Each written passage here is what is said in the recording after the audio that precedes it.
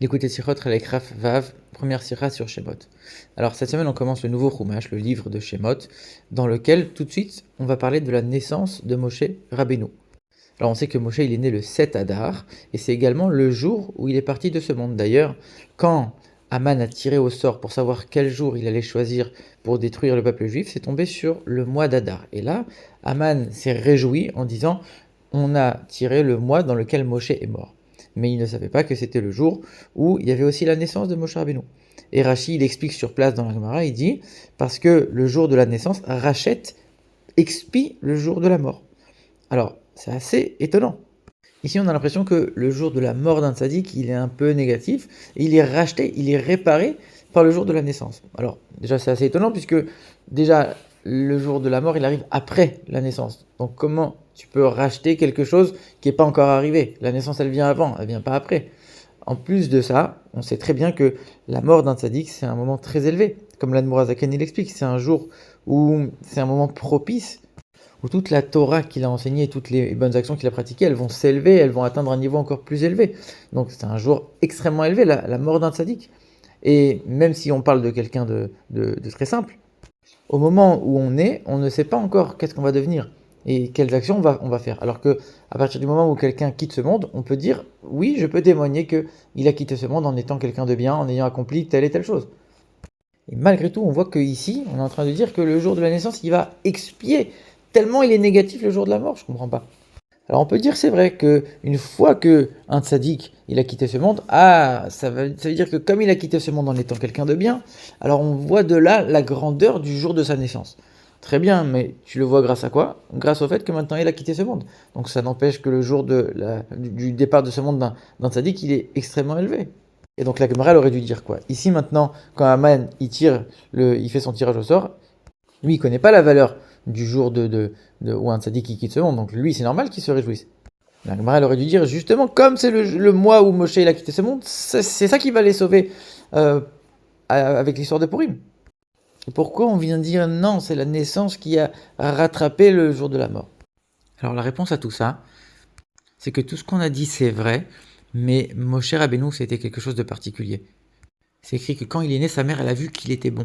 C'est-à-dire quoi? Elle a vu qu'il était bon, et c'est écrit la maison entière s'est remplie de lumière.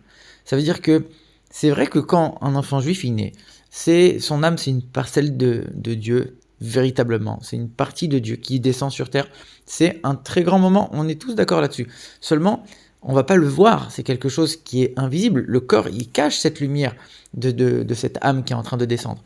Mais on pourrait dire que pour un tzaddik, c'est différent. Un tzaddik, on sait que lui, dès qu'il naît, il y a de la lumière. Eh bien, pas forcément. Ça veut dire que quand il va naître, on sait qu'il y a ce potentiel d'être un tzaddik qui est déjà, parce que, comme le Tanya, il le dit, barata tzaddikim. Il y a des âmes qui sont aptes à être des tzaddikim. Et donc ça se dévoile dès qu'elles viennent au monde. Mais c'est encore en potentiel, on ne le voit pas, on voit pas toute cette lumière. Moshe Rabbeinu, il y a eu toute cette lumière qui était visible à tel point que la maison s'est remplie entièrement de lumière. Alors c'est vrai que tout ce qu'on a dit, que le jour de la mort il est plus élevé parce que c'est le résumé de toutes les actions qui va s'élever, etc. Ça on est d'accord que ça s'applique aussi à Moshe Rabbeinu, mais quand on est en train de parler de la lumière, de l'intensité, du dévoilement, alors à ce moment-là, au moment de sa naissance, c'était l'essence même de l'âme de Moshe. Avant même tout travail dans ce monde-là, avant tout son service divin, il y avait déjà une lumière. C'est l'essence de son âme qui est en train de se dévoiler, et ça va être tellement fort que ça va expier le jour de la mort, comme on va le voir par la suite. Alors pour bien comprendre ça, il faut d'abord comprendre ce que nous explique Rabbeinu Bechaye. Quand on est en train de dire que la maison s'est remplie de lumière, c'est parce que Moshe, c'est lui qui va donner la Torah. Et c'est la lumière avec laquelle il va éclairer le monde finalement. C'est pour ça qu'il y a eu de la lumière. C'est lui qui va donner la Torah. Et quand on réfléchit un petit peu, on voit que l'âme de Moshe, elle est une avec la Torah. C'est pas quelque chose qui est supplémentaire à son âme. La Torah et lui, c'est une seule et même chose. La Torah, c'est toute l'œuvre de la vie de Moshe. À tel point qu'on appelle la Torah, à son nom, on dit Torah de Moshe, la Torah de Moshe. Ça veut dire que Moshe et la Torah, son âme et la Torah, c'est une seule et même chose, c'est indivisible. Et si on devait donner un aspect essentiel de la Torah, c'est quoi? La Torah, c'est quelque chose qui est éternel. La Torah, ça veut dire c'est quelque chose qui est vrai. La vérité, c'est quelque chose qui ne bouge jamais. Si quelque chose est vrai aujourd'hui, c'est que forcément il était vrai hier, et forcément il sera vrai demain, sinon c'est pas la vérité. Quelque chose qui définit la vérité, c'est quelque chose qui ne bouge jamais. D'ailleurs, dans la Gemara, quand il y avait des fleuves qui s'asséchaient, même une fois en 7 ans, on les appelait des fleuves menteurs, Maïm Amechazvin. Ça veut dire que quelque part, la vérité, c'est quelque chose qui est immuable et qui ne bouge jamais. C'est pour ça que la Torah, elle ne bouge jamais, jamais il va y avoir quelque chose qu'on va rajouter sur la Torah, ni qu'on va retirer en chaque époque. Elle est vraie. Et même les choses qu'on va dévoiler, des nouveautés, des nouvelles visions, des nouvelles explications, on dit que même ça a déjà été donné par Dieu à Moshe au mont Sinaï. Alors ça ne veut pas dire que la Torah elle descend pas à l'intérieur du monde, des limites du monde. Justement, on sait que la Torah elle s'adresse aux êtres humains dans les limites, avec des mesures, avec des critères qui sont purement matériels. Donc la Torah elle descend à l'intérieur des choses matérielles, mais elle reste intacte, elle ne bouge pas, elle ne va pas être détériorée, être changée même d'un centimètre. Elle reste telle qu'elle, même en descendant à l'intérieur du monde matériel. D'ailleurs, quand on a reçu la Torah, on dit que l'étape de la loi qui était gravée, Kherut, ça veut dire aussi dire la liberté. On était libéré de l'ange de la mort. Ça veut dire qu'à ce moment-là, le corps matériel du juif, malgré qu'il soit limité, il est devenu éternel. Alors, malheureusement, avec la faute du veau d'or, cette caractéristique, elle a disparu et le corps est redevenu mortel. Mais avec le travail de génération en génération, on va arriver à l'époque de Mashiach où le but, c'est de retourner à cet état où le corps, malgré qu'il soit matériel, il devient éternel. Donc évidemment que la Torah, cette lumière de la vérité, elle va descendre jusque dans les recoins les plus matériels, ça c'est évident.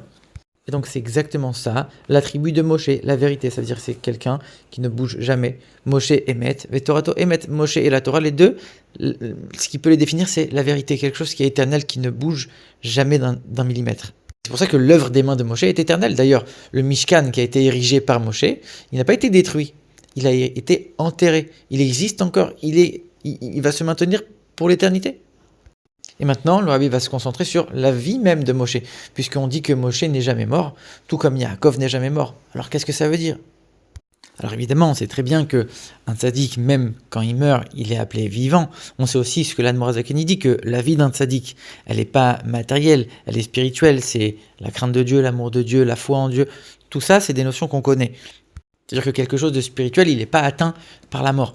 Mais ça, c'est vrai pour tous les tzaddikim. Et d'ailleurs, on voit que même quand ils quittent ce monde, leur enseignement, il continue à perdurer. Leurs élèves, ils arrivent à attraper, à intégrer certaines parties de son enseignement, même après sa mort.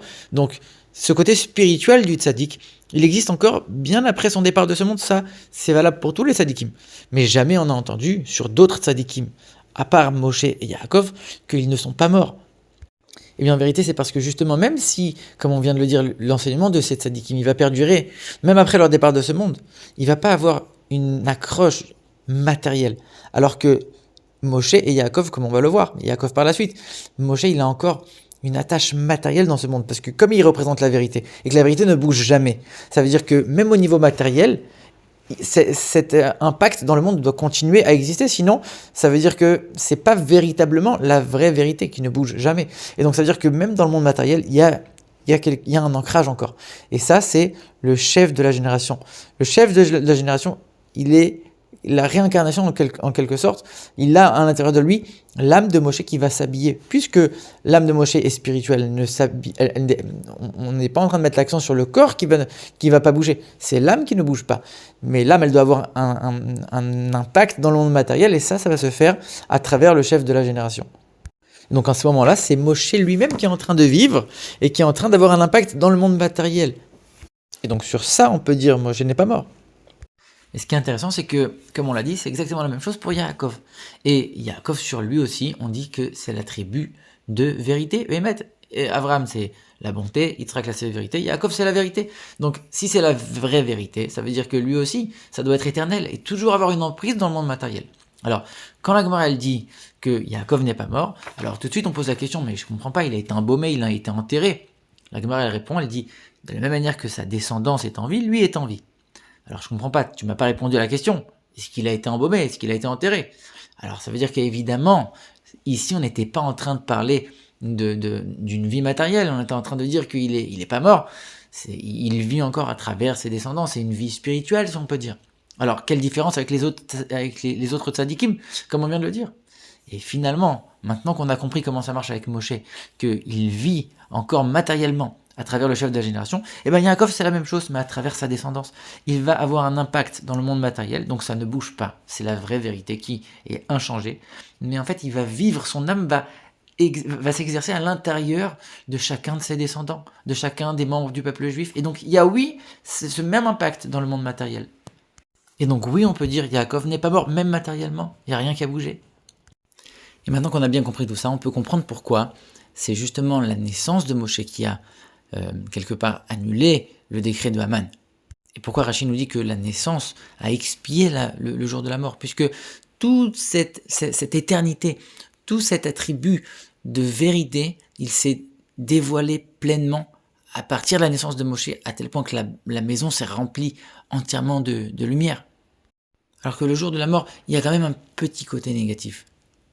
Et la puissance de cette lumière, le jour de sa naissance, ça a annulé complètement le petit côté négatif qu'il y avait pendant ce grand jour du départ de ce monde de Moshe, malgré tout.